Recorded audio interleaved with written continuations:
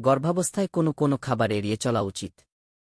গর্ভবতী মায়েদের নির্দিষ্ট কিছু খাবার থেকে অসুস্থ হওয়ার ঝুঁকি থাকে, আর তা গর্ভধারণ সংক্রান্ত জটিলতা তৈরি করতে পারে।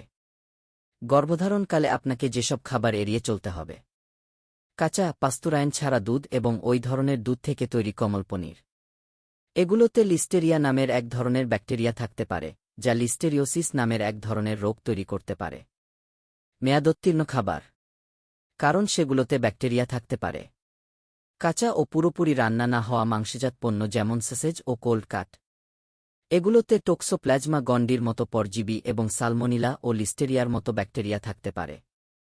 কাঁচা মাছ ও সি ফুড, কারণ এগুলোতে উচ্চমাত্রায় ব্যাকটেরিয়া ও পরজীবী থাকতে পারে।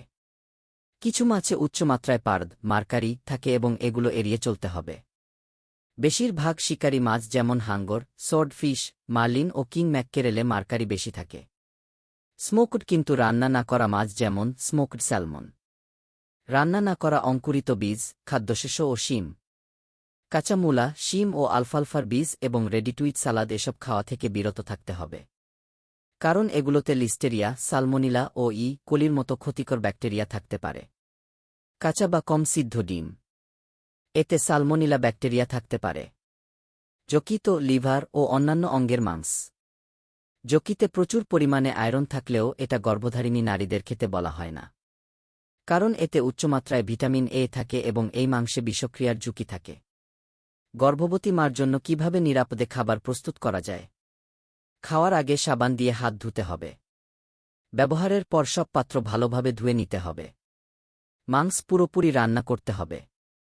রান্না না করা শাকসবজি, সালাদের সবজি ও ফলমূল খুব সতর্কতার সঙ্গে ভালোভাবে ধুয়ে নিতে হবে।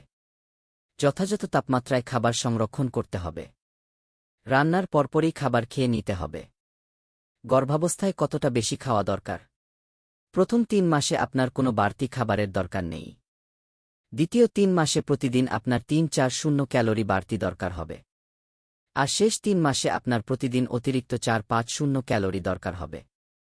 এই বাড়তি শক্তির জন্য হাতের কাছে স্বাস্থ্যকর হালকা খাবার যেমন বাদাম, দই ও তরতাজা ফলমূল রাখবেন।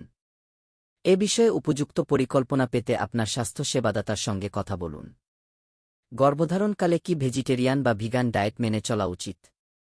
আপনি যদি ভেজিটেরিয়ান বা ভিগান ডায়েট অনুসরণ করেন তাহলে আপনাকে এটা নিশ্চিত করতে হবে যে আপনি যথেষ্ট পরিমাণে আয়রন, জিঙ্ক, ক্যালসিয়াম, ভিটামিন বি1-2 ও ভিটামিন ডি গ্রহণ করছেন।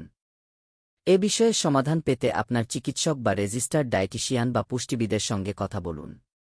এরকম স্বাস্থ্য বিষয়ক ভিডিও পেতে লাইক, কমেন্ট, ফলো এবং চ্যানেলটি সাবস্ক্রাইব করে পাশে থাকবেন। মহান আল্লাহ আপনাকে উত্তম যা দান করুক। আমিন।